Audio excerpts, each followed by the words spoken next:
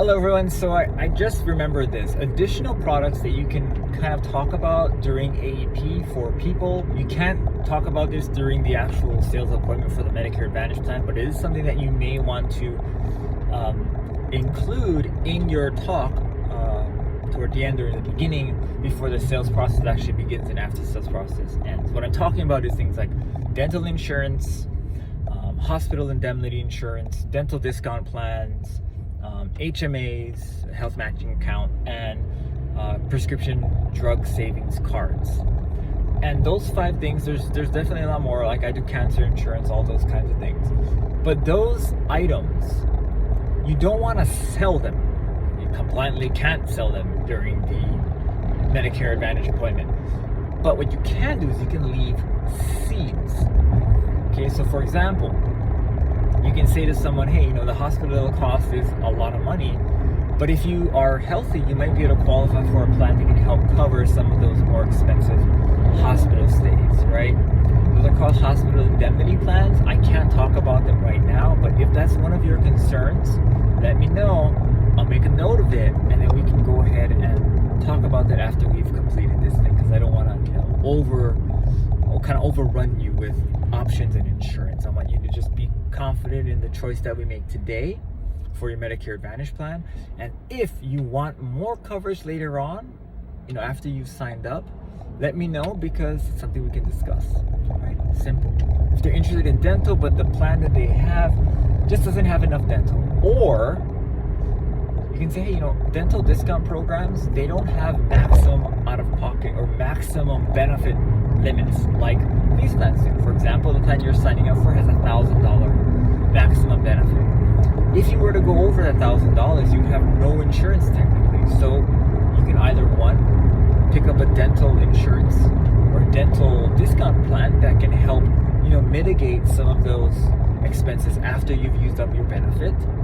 Or 2, you can look to see if there's a dental insurance plan that works for you that you might want to pick up that will have a waiting period of a year or 2, so you can have both of these dental plans, but only one of them will work and the other one kind of pick up after this dental plan went away. Perhaps next year is not going to have enough dental for you, or the dental might go away. This way you can have a plan now, and then for next year you've already went through your waiting period, right? Another way to sell good dental insurance. For me, I used to do a lot of cancer insurance. Now with the Inflation Reduction Act kind of messing up the donut hole, or well, I guess it's closing the donut hole, I really don't have too much conviction in selling cancer plans. But for people on Medicare Advantage, their cancer insurance costs can still be over $10,000, because if they have to go out of network for care, that's the maximum out of pocket. And the Part B infusion therapy is a 20% co-insurance, and that could be that they could hit their max out of pocket right there. So that's, for me, someone on Medicare Advantage, I'm now looking at a $15,000 to $20,000 cancer policy to protect against that, instead of protecting against the Part D drug program problem, which usually only happens to Medicare supplement people who have Part D. But for Medicare Advantage, cancer insurance makes a whole lot of sense because of the extremely high cost of chemotherapy and drugs. So that's something else you can kind of build in and say, hey, one of the things that I always like to talk to my patients about, especially when they're signing up for a Medicare Advantage plan, is the max out of pocket and the 20% Part D drugs. Because if you get cancer and you have to do chemotherapy through this infusion, it's going to be very expensive. And a cancer policy, which could cost you $45, $50, $60 a month, could help mitigate these costs. If it's something that you want to look into, we can talk about it after we do this enrollment. Right? The last thing is an HMA, health matching account, and this is something that you're going to have to kind of go over the concept with your client and then send them a link, because it is not easy to use.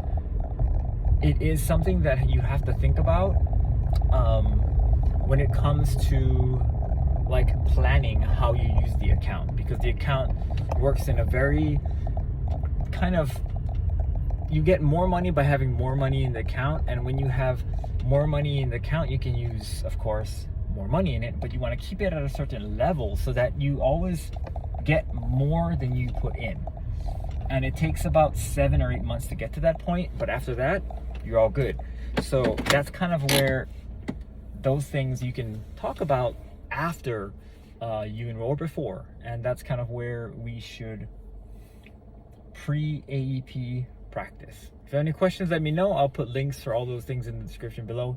Have a great weekend.